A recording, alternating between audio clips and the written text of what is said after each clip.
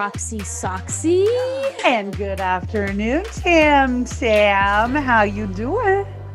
I couldn't stop thinking about today's guest literally all night. I was getting so excited because one of our favorite subjects is sex, right? And I feel like talking about sex has become less taboo over the years, especially because of social media.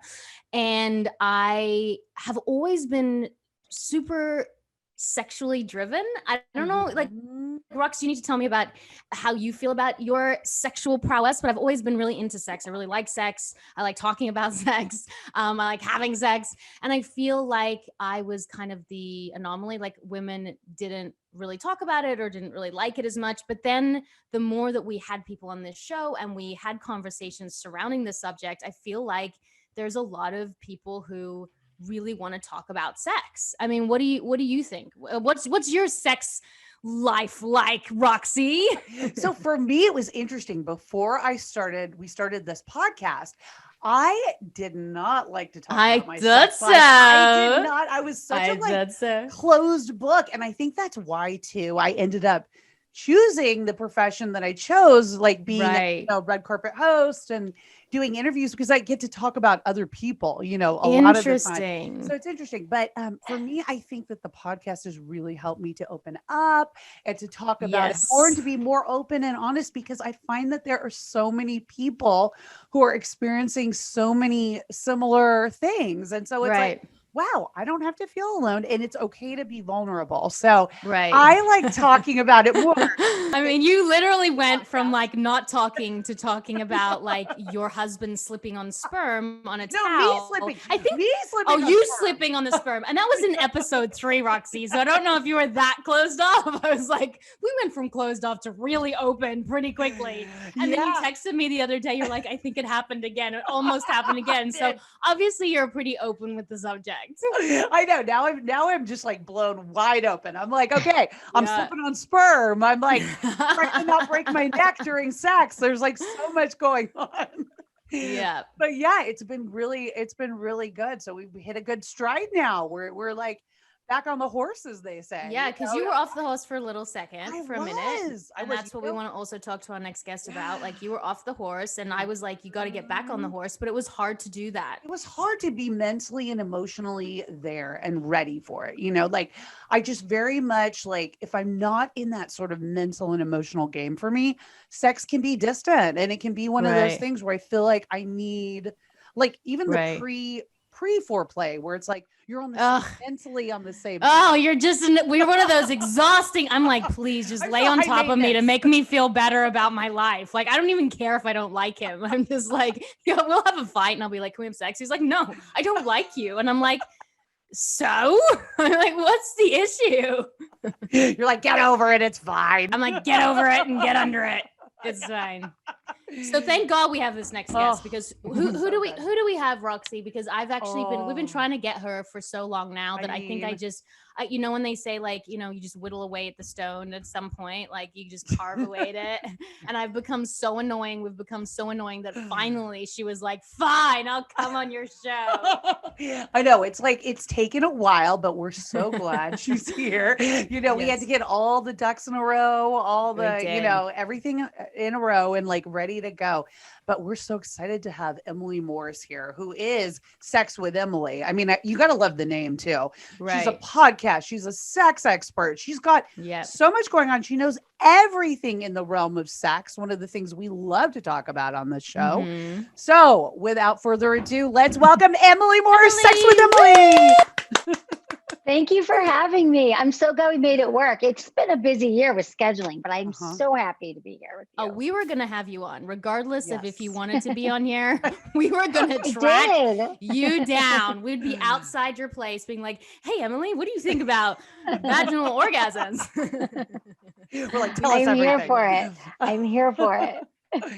Well, we're so excited to have you. I mean, I guess, like, Tammin and I are both moms. So like, we've sort of, been through the whole childbirthing experience and raising kids. And like both of our kids are, we all three of kids are 7 and under. So it's like, they're young kids. So it's like, we're trying to have a balance of like taking care of kids and like, and being sexy and being sexy So and all hard. that. And I would say like the consensus when we talk to friends is like, especially after having kids, how in the hell do you get your sex life back? How do you get your groove right? back? Yeah. How do you get your groove back? So how do we do this, Emily? Tell us. Oh my God. Well, first, it's so common, as you know, it's more common than you can imagine. You have a kid and everything is great. You're having sex beforehand and then you have a kid, like a human came out of your vagina and things are not the same as they were before physically.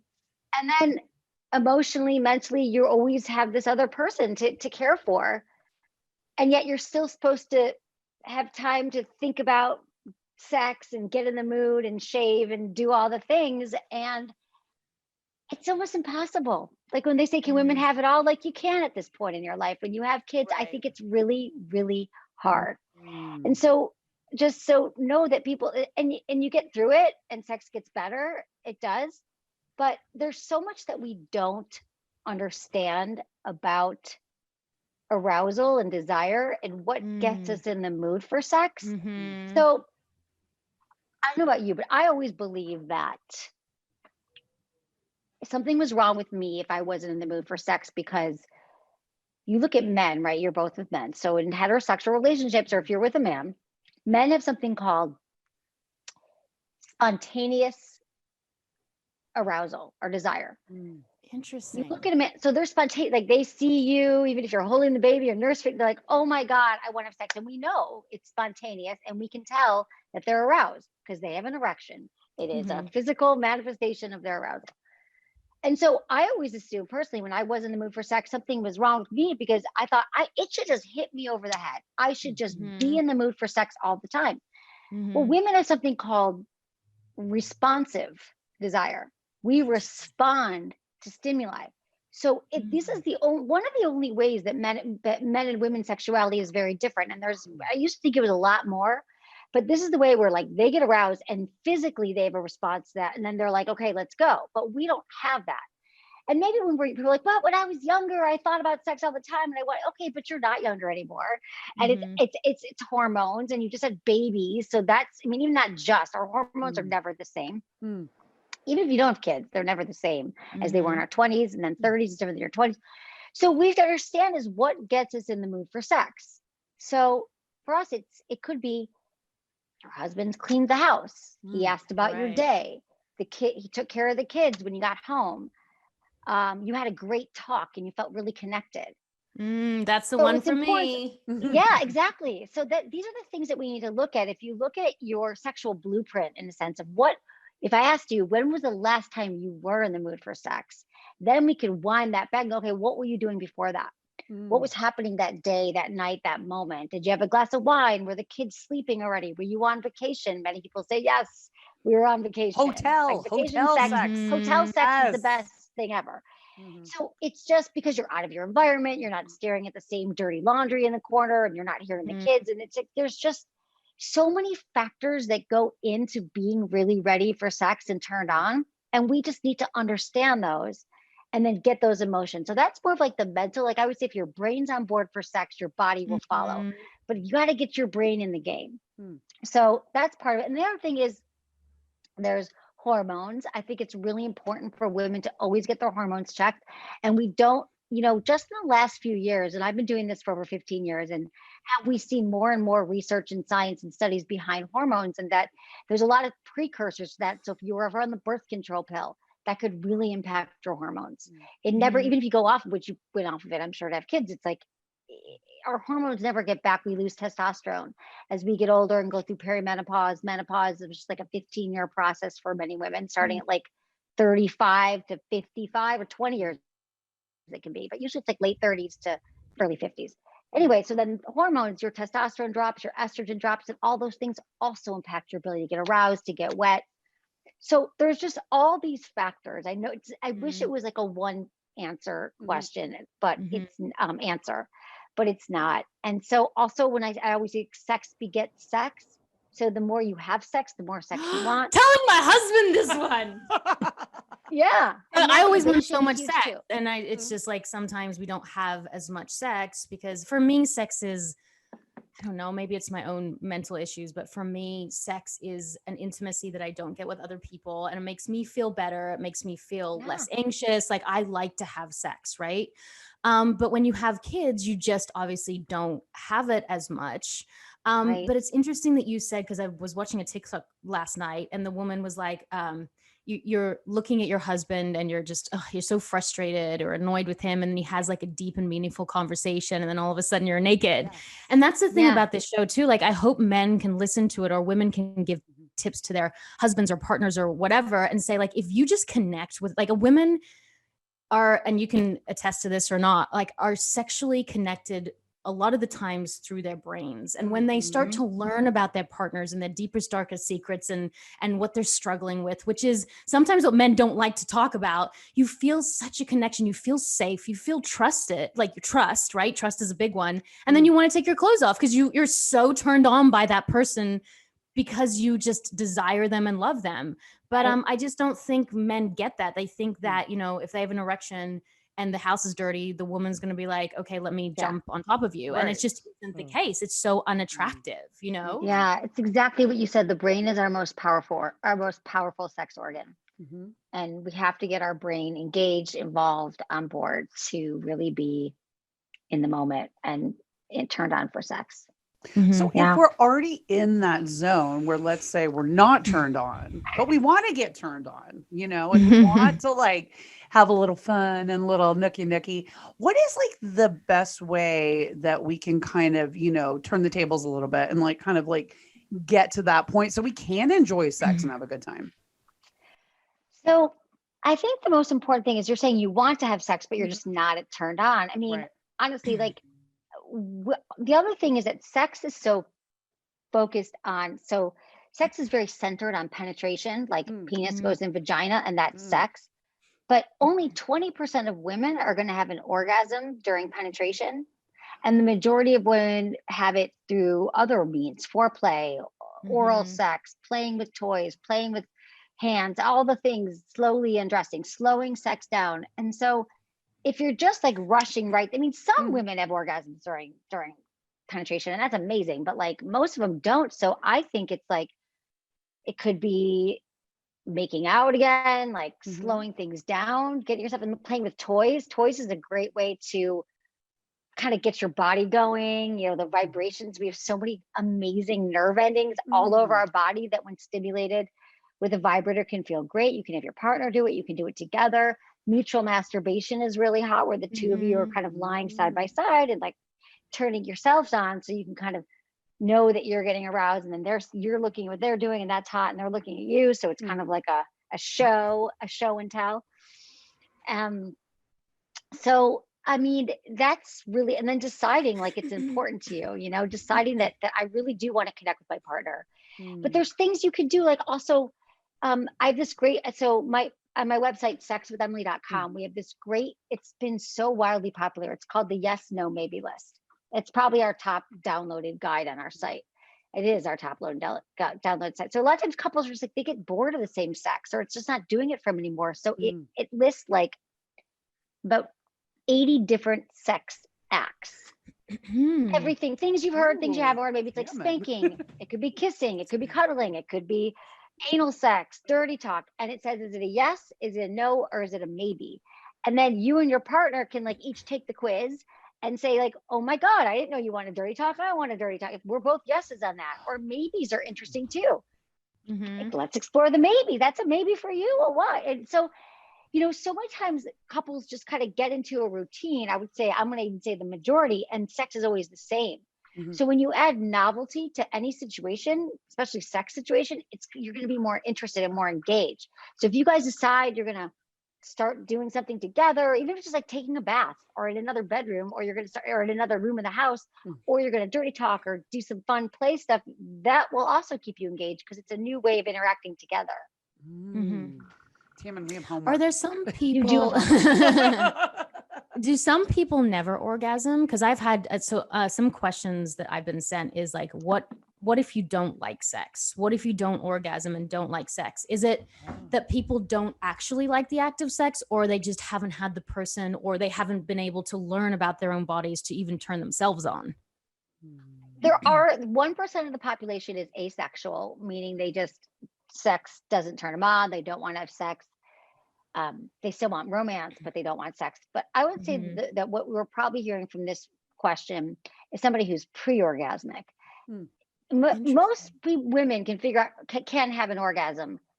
It's mostly that, we're responsible for our own orgasm, not our partner. We're not going to give you an orgasm. We're responsible. And that is doing the work. That is understanding your body and your sexuality. What makes you feel good? Masturbation is a huge part of that. And so many of us were raised in environments where it was shame to touch ourselves. Masturbation wasn't okay. Sex isn't okay until you're, if you're married. And even if you don't believe that anymore, it still is deeply ingrained in who you are and your belief system. And so there's just so many things that can get in the way of that really important exploration that I urge everyone to do. The first time I ever orgasmed, it was by myself. And it was like, unless I knew how to turn myself on, how can you possibly tell a man what you like? And yet, again, like you said, masturbation is so, even the word, like you cringe when you say the word, it's such a dirty word. And yet, like, it's your own body, and how you need to discover your own self. Because I think men in a lot of ways are confused, and it's like this map that they don't really know how to follow, and then women don't really know how to communicate to tell them. But most men, when you tell men, hey, to the right, harder, softer, up, down, they love it. They feel like they are in their pilot zone, and they're driving that plane, and they love it. As far as I know, the people I've been with, when you tell them what they want to please you. Men want to make you happy. So it's like that communication breakdown that we sometimes have because we're so afraid to find out what we like within ourselves because we find it dirty. Right. Exactly. That's exactly it. We need to, our partners are not mind readers.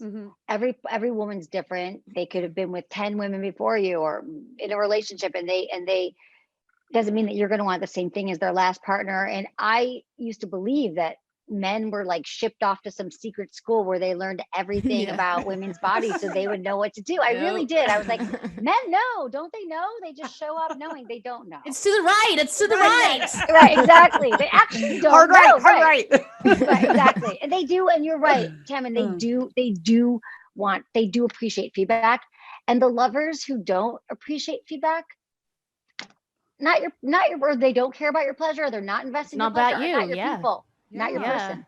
Yeah, I was just going to ask that, actually, to like flip the table a little bit. What if somebody is in a relationship and like their partner doesn't appreciate feedback, doesn't want to hear it, doesn't want to talk about it? Yeah. And maybe they are still in love. I mean, is it possible for them to have like either a sexless relationship or like a relationship where they kind of do their own thing? I just, like, for some people, I feel like, luckily we have partners that are receptive sexually like that. And they're good. I know. But what if they're not good and you love them? And that's the thing. What if you love them, but like something isn't just quite right, Right. Well, this is why I hope people figure this out before they get married and before they commit to someone for life, which many people do not do, because the sex is always great at the beginning. And that's when you decide to get married, baby. And that's when things happen or it changes. So I think the most important thing is decide that you're with a partner who has a growth mindset around sex. That they are somebody who believes in investing in sexual health and wellness, that there's somebody who wants to grow along with you, because your body's going to change. What you want is going to change. It changes throughout the decades, sometimes throughout the years. And so if you're with somebody who is not interested in, you're not into them anymore because they're not invested in that, I think you go to therapy. I mean, I think that most couples need therapy, not just sex therapy, but any kind of therapy. And figure out if this is really something that we can work on. Because I think that, again, when we dig beneath the limiting beliefs that many people have around sex, it's like, I mean, there's probably a reason if someone's partner saying, nope, I don't want to talk about it, it should always be great. That just tells me like there's some shame. There's something they grew up with in a home that it wasn't okay, or they don't have experience. A lot of people don't have experience talking about sex. So it's a no. They're like, oh, we can't, it's weird, because they haven't broke through that. No, babe, it's okay. Like, it's me. We're in this together. It's awkward for me too. You know, a lot of what I do on my podcast also is talk to people about how to have those awkward conversations and uncomfortable conversations around sex when it just seems really hard. And you're like, well, I'd rather just suffer. I'd rather have no sex than have this conversation. But what you'll find out is that when you do have these conversations, it might be hard at first. It's not a one-time conversation. It will bring you closer together. It will allow you to talk about things that maybe you obviously never talked about before, but also couples find that they actually learn to enjoy the sex conversation. It's like a fun thing. Like, what are we going to do this weekend? What should we try? And then you're in it together.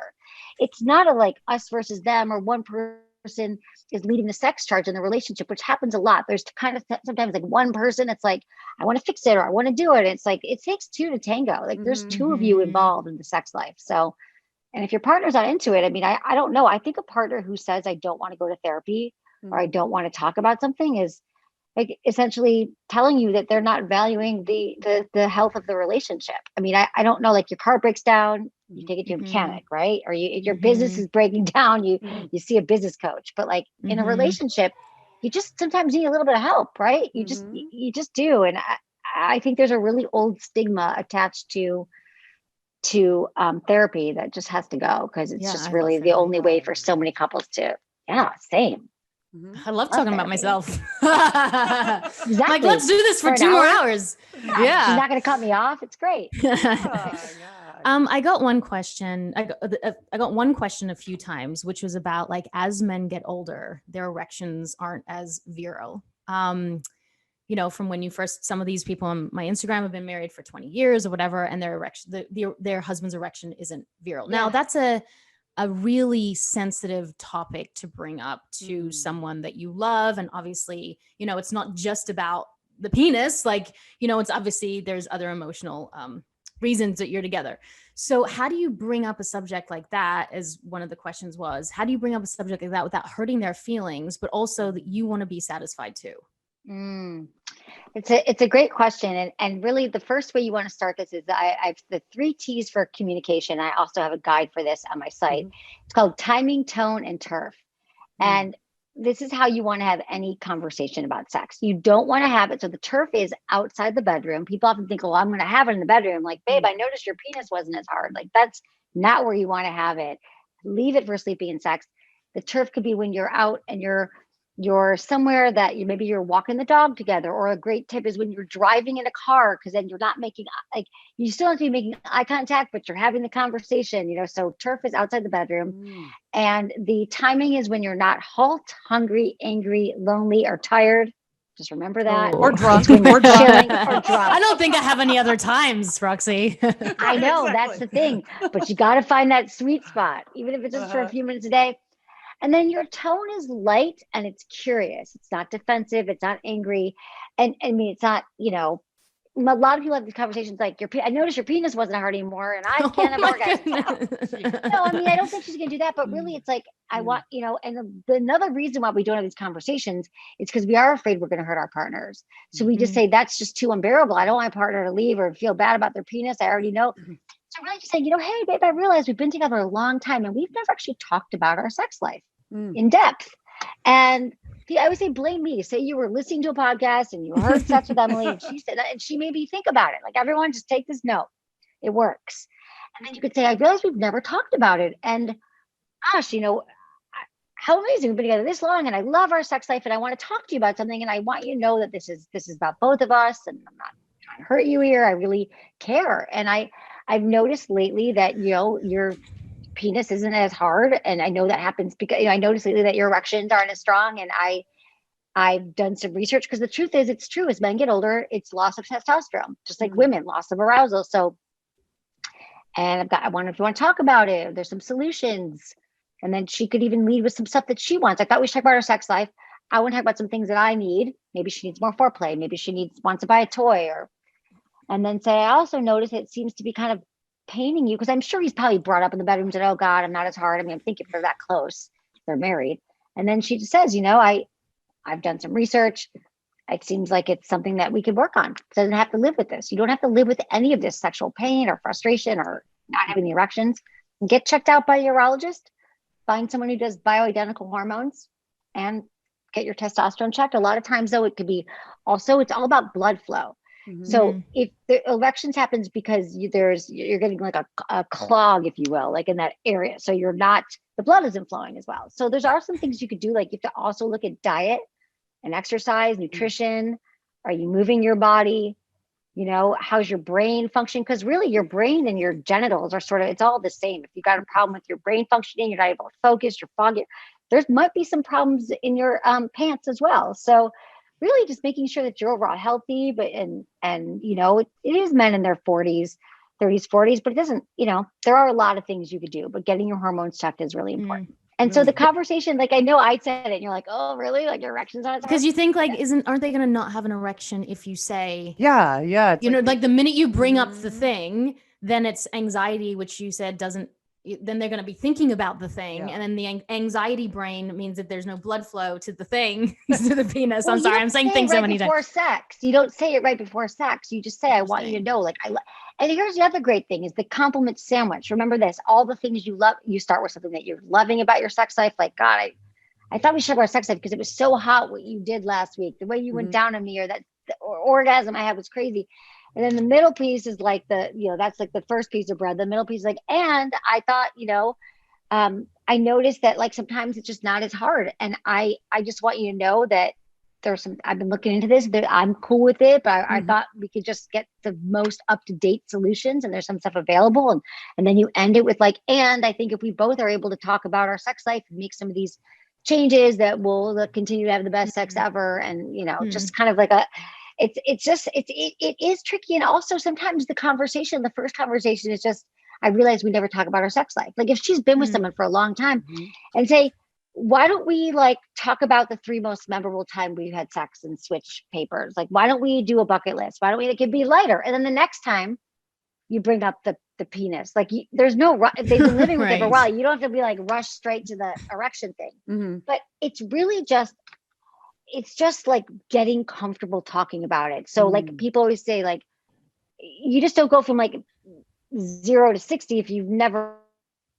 So take baby steps. Like we were told that sex is like this one conversation. It's the birds and the bees, but which isn't even true. The birds and the bees have nothing to do with sex. So you just keep having it, and it becomes part of your dialogue, part of your repertoire, part of your relationship, and it will help strengthen it. So.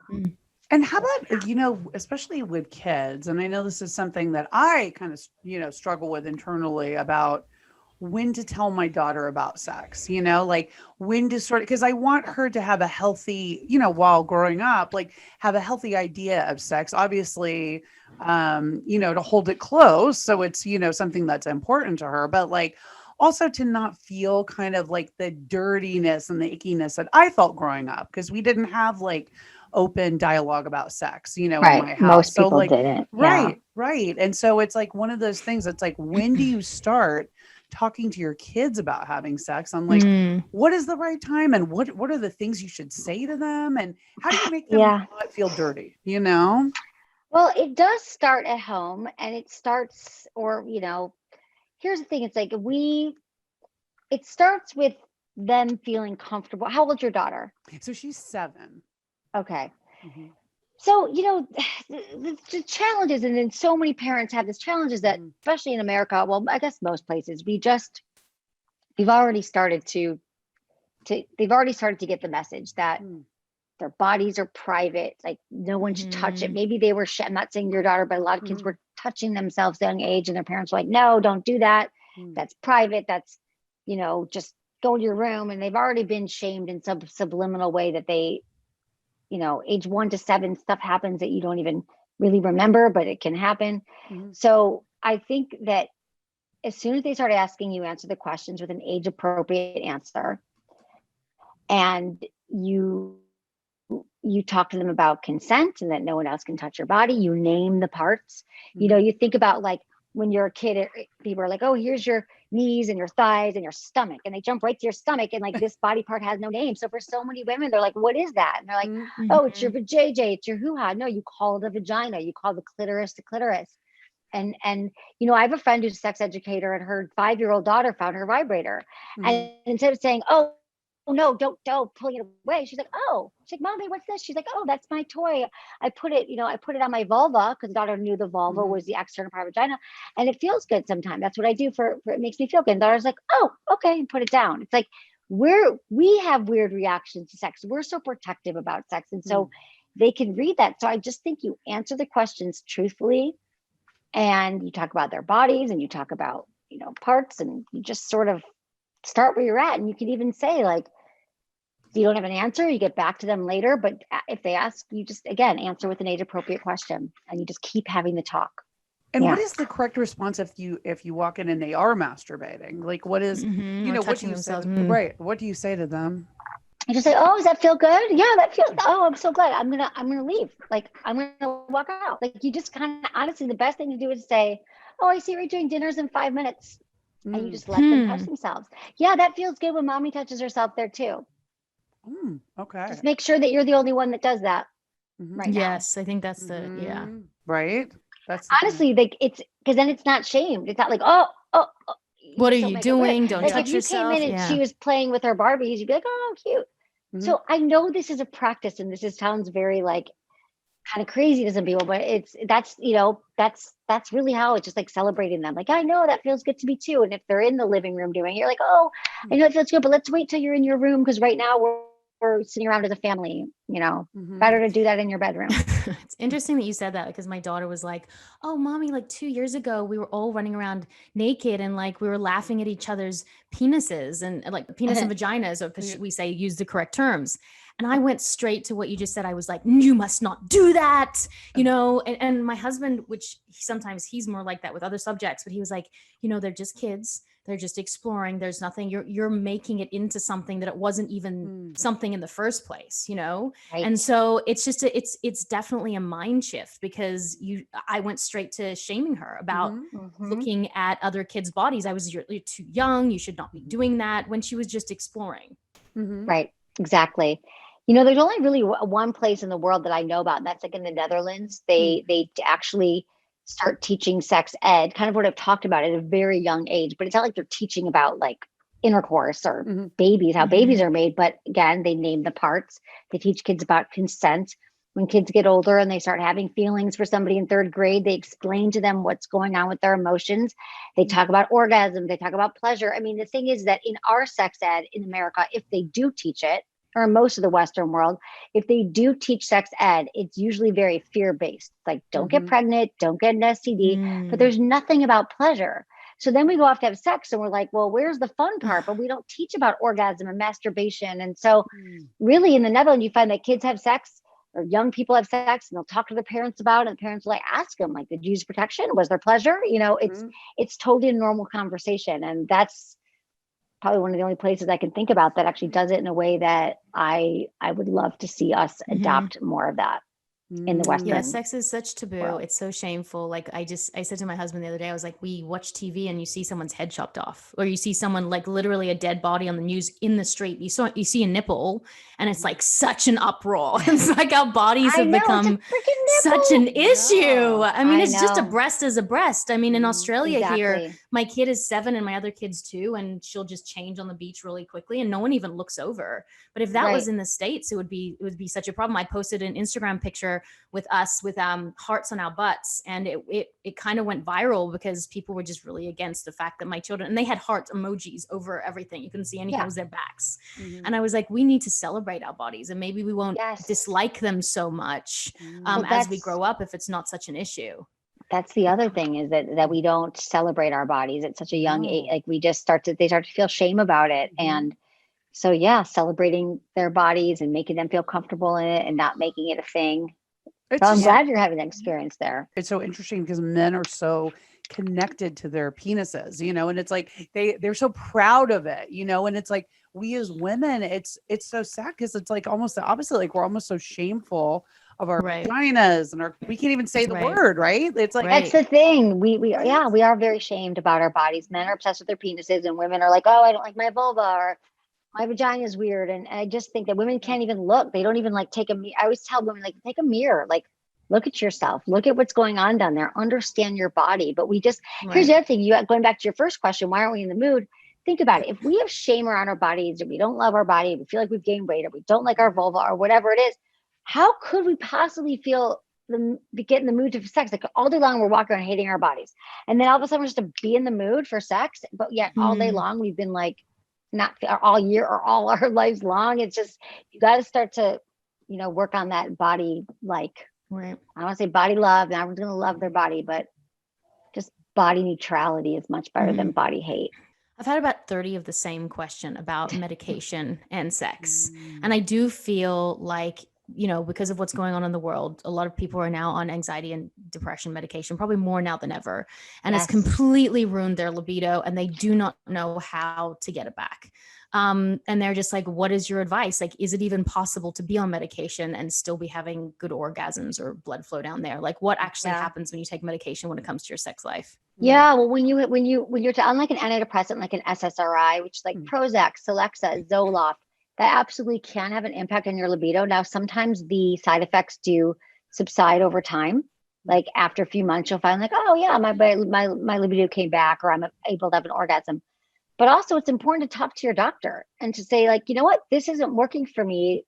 Maybe we need to go down a little bit, or we need to add something else. Or sometimes, like, Wellbutrin is one that for depression that doesn't cause the sexual side effects as much. So that's what, and it can happen to men as well. And so and also birth control pill can also cause that, which is the irony of irony. So I think that it's not something you have to live with. You can adjust it. You can tell your doctor and be honest with them and just, figure out what you can do. But also sometimes it's like, again, maybe it's at first, because they can also cause nausea at first. And there's a lot of different side effects. But again, if it works for you, you don't just go off a medication. So everybody, talk to your doctors. Don't just decide this on your own. But all I'm saying is there's workarounds and there's solutions to that. And also just keep masturbating, keep seeing how you can turn yourself on. Like maybe how it was before doesn't really work, but you just find new ways or new paths to pleasure. So just patience and letting your partner know and working on arousal together. Maybe you need a little more foreplay or a little bit more tenderness or, but it's not an absolute. Like I know it sucks because people are like, well, I was really depressed and now I feel good. Now I feel better. Now I have a sex life. And that's depressing. What am I going to do? So just getting more information and understanding your bodies. But again, for many people, it can subside after a few months. I think a lot of couples too, especially, in California and Los Angeles where we live, recently, well, not that recently, but marijuana has become legal. People are microdosing and they're using mushrooms and Molly and like all these different things that can affect your sex life, one way or the other. Sometimes partners want to do it. Sometimes they don't, so it's all kind of getting on the same page. But what are your thoughts, especially like with the legalization of marijuana? Like, do you think that's a good thing to bring into the bedroom? Like, is that a good, I do, if it works. Yeah, I'm a fan. Like if it works for you, here's the thing. Like if you don't like, well, here's the other thing. I just think that marijuana is in cannabis, it's so much like more regulated now than it ever was before.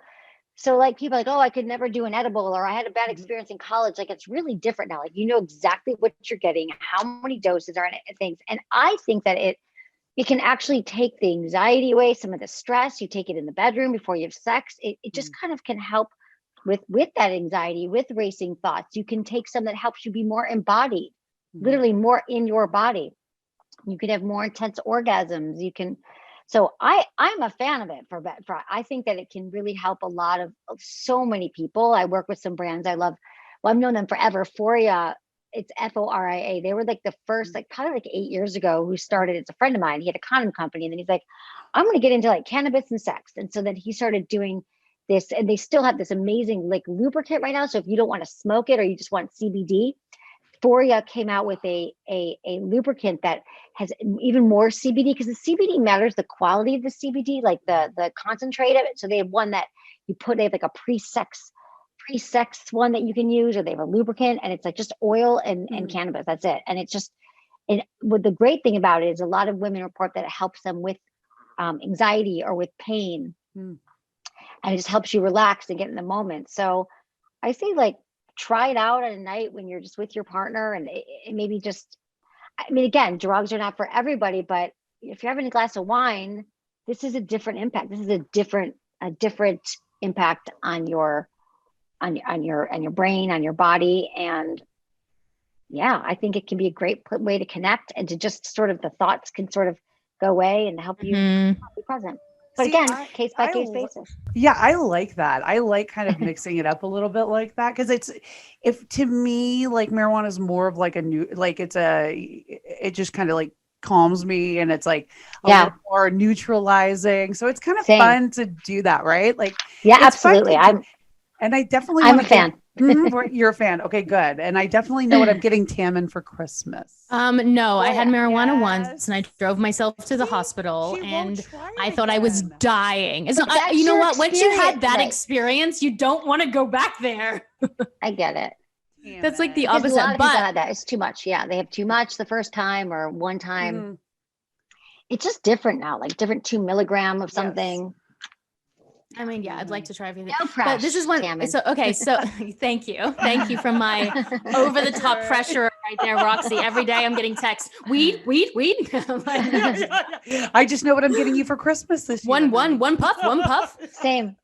On your Instagram, you said, let's demystify BDSM. And I obviously have never really, not obviously, but I've never really gone down this road because, in my mind, like, pain doesn't equal pleasure. Like pleasure equals pleasure. You have never been tied up. I've been tied up. It's like, sure. Like when you're first dating, you're like, let's buy the little fluffy, as my anxiety. I'm like, as long as I can get out and you're not some crazy person and I'm stuck here and I have to try to call the police and I decompose. As long as that doesn't happen, then yes, I've done all those little things, but I don't find the pleasure and pain. And I know it's quite, closely linked, actually, pleasure and pain, those receptors. So I'm sure that there is science to this, that it does actually can increase arousal. So let's demystify it. Let's break it down. So it's my 10-year anniversary coming up. So I'm like, I'll be like bruised by the next time. The 10-year wedding anniversary. Should be a little stoned and oh my gosh. It's like, who is this? I'll be stoned and have a bruise. Thanks, Roxy. Real great 10 years. Happy Annie. Thanks so much, guys. But let's demystify it, because like for someone like me, I'm like, it's great in theory, but just not my jam. Well, it's not for everybody. It stands for bondage, discipline, sadomasochism, sadist, and masochism. And honestly, it's like, it could be about tying your partner up. It could be word dominance, power play. It's about someone's, leading, someone's following, someone's a dom, someone's a submissive. And so, I mean, the thing is, it's very misunderstood. People think of like 50 Shades of Grey, and you need like a helicopter and a red room of pain. But really just about playing. It's play. And so it doesn't have to be painful at all. It could just be restriction. Like your hands are tied and you blindfold on, and then your partner, you don't know what's going to come next.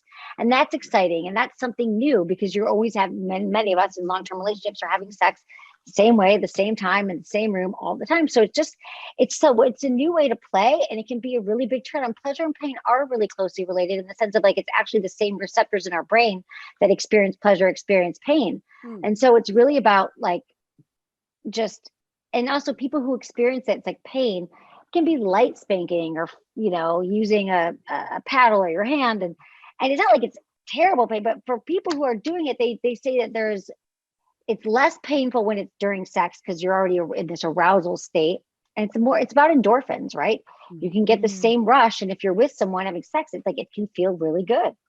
And for people who get, and this is very common too, another common question I get asked is, why can't I, stay in the moment during sex? I'm always thinking about the laundry, or I didn't, message my boss back or whatever. And it's like, if you play together, whether it's like, tying someone up or dominant submissive play, even with your words, you're engaged together. Like you're you're playing together. And so your mind is like less likely to be wandering towards, what does my body look like? Or what's my partner thinking, when you play together.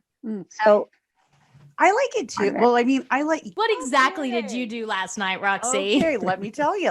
In prep for the show. Right, exactly. So it's a scale, right? So it's like, I feel like BDSM is like a scale. Like there's not like it's just all pain or all pleasure or like, Right. it's whatever you want to make of it. And I know for me, I like a little light, like dominance in the bedroom where I'm not the dominant one, because I am so alpha and dominant, like in my everyday life with work and like with, just being, out and about and all the things. But it's like in the bedroom, I don't want to be the alpha. My husband to like take over. I want throwdown. Yes, throwdown is the best. Like, because I'm so anti, like, obviously being hurt in general. Right. But if he like picked me up and threw me on the bed, yeah, I would be like, oh my goodness, what is going on? It's hot. Exactly. That's the thing. That is, a lot of us are dominant in our everyday life. And so when it comes to the bedroom, we're like, I just want someone else to take control. Yes. And it's really hot to be, because you always need someone leading and someone following. Otherwise, you can't both be passive and you can't both be, when you think about it, if you think about like the polarity, you talk about, like, I talk about this a lot in my show, sexual polarity, that there has to always be someone leading and someone following. So, and when people often say like, I want a partner to be more dominant, sometimes the partner doesn't know sometimes they don't know what they mean. What do you mean by that? So you got to like kind of show them, there's a lot of different ways to get into it, but it is true that makes sense. Like there's nothing wrong. I mean, that's a lot of my job too, is tell people like, it's okay. Like there's no shame. Like you're totally normal. People always want to know if they're normal. It's like, really, we're all fine. We just have to accept ourselves, really, and talk about sex. Like that's really until you learn about my sexual fantasy. But what? Tell her. I think I should ask why I think. Yeah. Okay. So, not with when I'm with my husband, I don't think about this stuff. But like my sexual fantasy, if I'm having my own mental gymnastics, is I like to think of like really, like a pizza guy who like can't have sex because no one wants him. Like he's gross. He's like, it's like this desperation, like the guy who like has to like I like the like underdog who can't get laid. I don't want to have sex with that, but they're like the underdog for now because I have my husband, right? But I do like that desperation element, and that turns me on with my fantasy. Like the guy who's just like, no one wants to be with me, and that really gets me up. So tell me why. Why is that my thing to go to? Like I don't want to see hot people like really ripped, like chiseled, angular features. Cause I'm like, it's so boring to me. I find it really boring. You want the guy that you are like the savior, and then he just can't believe how beautiful. Oh my gosh, I have a god complex. But I don't know if I want to be there. I just want to watch him be desperate. Wait, you want to watch him have sex with somebody else who has sex? No, my fantasy is just like him. Yeah, him just like sitting at home, like really like upset about life. Just thinking about him. Yes, not me. I don't come into the picture. No. So you think about a guy at home, like someone driving a truck who's like, oh my goodness, I'm driving this truck and like no one wants me. And like, you know what it is? I think it's because it's the desperation. The desperation turns me on as a fantasy, not with me, like if someone was desperate, like if I was with someone, but the idea of desperation. Okay, the idea of like I've never heard of it before. No, I'm just trying to go a little bit deeper, because if it turns you on and your face isn't in it, you're nowhere in the nowhere. You're just thinking about a guy who's delivering pizza and getting back in his truck. Yeah. Like there was this one show where like the guy was like turned on by his car. He was like, oh, I just love my car. It just turns me on. And I thought that was so hot. I was like, not because I want to be with a guy who's turned on by his car, but like that deranged, like, oh my goodness, like I just love my car so much. Like that turns me on. I don't know. You're a serial killer. Something about the underdog. Yeah, I don't know here. The fact that you're not in it is interesting, because so many fantasies are like, we're in it. No. We're fantasizing about it. You just think about this situation. Did you know? Well, here's my other question for you. Did you ever know anyone like that? When you think about that fantasy, was there ever anyone? I'm not saying this is the person you want to be with, but was there ever a scenario maybe early on in like 6th grade? There was the boy who had the crush on you. Usually there's some kind of connection to things like that. Oh my goodness, I'm having an epiphany. Yeah, it was probably I was so I was like 200 pounds as a kid, and I didn't get much attention at all. And then I lost the weight and was on a TV show 6 months later. And so I started to get attention. So maybe it's like it's like someone maybe wanting me back in the day when I never was wanted. I don't know. It's like your childhood. Yeah. Maybe when you were younger, you thought about like, well, where's somebody else who's not getting why? Yeah. like who's just not getting the attraction. Where's my guy? And so it's like a holdover from our early, like even prepubescent, you know what I'm saying? Before puberty or during puberty, usually that's when a lot of our initial, we call it core erotic themes. So that's your core erotic theme, because it was probably when you first started having sexual thoughts, or maybe touched yourself. Or maybe it's your alter ego. It's like it's your animus. I think it was Carl Jung who talked about, usually when we dream about a man or a woman, it's not really about who they are. It's about it's the masculine. Like if I dream about a man, but it's familiar and I think it's me anyway, it's that part of you that can relate to that man. So there's a lot of different theories, but because I would never want to think of someone who was like chiseled, because I probably would have thought like, well, I would just be so insecure. I remember having sex with like this one guy who was a beautiful specimen. And the whole time having sex with him, I was like, why is he having sex with me? Why is he having sex with me? Why is he having sex with me? I was like, that's like, and he was enjoying it. He had a great time. But the whole time I just thought like this is so embarrassing. Like obviously he's much better than me. Wow. So there's a part of you, it sounds like, that still identifies with that younger girl who felt overweight and maybe not attractive. And that we don't lose that part. Just because we lose the weight doesn't mean we lose that identity. And we have to kind of realize where we're at. I mean, this goes on through life too. Like there's so many ways I still have to remember, like I've had success, it was so hard for me to, with work, start this podcast. It took 15 years, I've been in a long time starting a business, and just think, I'm successful. I'm here. You know what I'm saying? So in many ways, like it's the same thing as for like when we change and we still identify with those earlier, younger, maybe less evolved, parts of ourselves. Wow. We forget that like, oh no, I am that hot, strong, smart, beautiful woman. So it sounds like there's a party that's still attached to her, which is okay too, but as long as it's not holding you back. Damn, I think fantasy is healthy. Yeah, we figured you out. That's like we figured you out. We haven't figured you out, Roxy. I know. See, now you understand why I'm. See, but I am so like, I feel like I'm kind of boring in my fantasies, because my fantasy is you're like Brad Pitt and Keanu Reeves, not together, but like separately. Maybe. Why not? What is that? I know, maybe as long as we're just focused on me. It's your fantasy. But what does that mean if it's just like shallow, good looking? That's just your shallow. Okay, so if we're going back to like I love that, like Tam, and we went a little bit. Okay, like what is this? And you're probably going to see, Tim, that there's parts of you that may in other parts of your life where maybe you're still identifying as her, but it's not who you are anymore. So that's the message there. Like that probably shows up in other places.